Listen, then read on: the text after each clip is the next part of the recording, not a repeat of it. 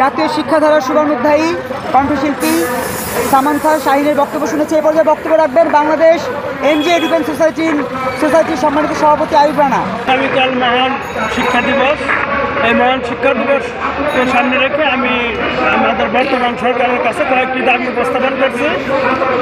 আমার দাবিগুলো হচ্ছে, শিক্ষা খাতের সকল রকমের দুর্নীতি বন্ধ করতে হবে, বিশ্বায়ন ও যুগোপযোগী শিক্ষা ব্যবস্থা নিশ্চিত করতে হবে, কওমি মাদ্রাসা, হাফিজিয়া মাদ্রাসা, কেজি স্কুল সহ সকল শিক্ষা প্রতিষ্ঠান এবং ধর্মীয় শিক্ষা প্রতিষ্ঠান সরকারি নজরদারি ও অনুমোদনের ব্যবস্থায় আনতে হবে। কারণ অনুমোদন না থাকায় ব্যাংকের খাতার মতন স্কুল, কলেজ, মাদ্রাসা গড়ে উঠছে এবং সেগুলোর শিক্ষার মান নেই। কারিগরি শিক্ষা জোরদার করতে হবে, ষষ্ঠ শ্রেণী থেকে কারিগরি শিক্ষার প্রচলন করতে হবে। কারণ বর্তমানে আমরা চতুর্থ শিল্প বিপ্লব চলছে। 2030 সনের পরে কেউ যদি কারিগরি শিক্ষা না যাবে, কারিগরি কাজ না জানে, সেই লোক বেকার হয়ে যাবে। 2030 সনের পরে আর কেউ কাজ পাবে না কারিগরি শিক্ষা না থাকে।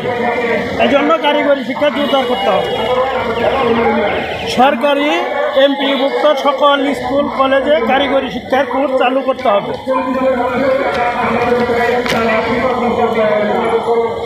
পাড়ায় মহল্লায় বাংলাদেশে প্রি স্কুল শিক্ষা ব্যবস্থা প্রবর্তন করতে হবে।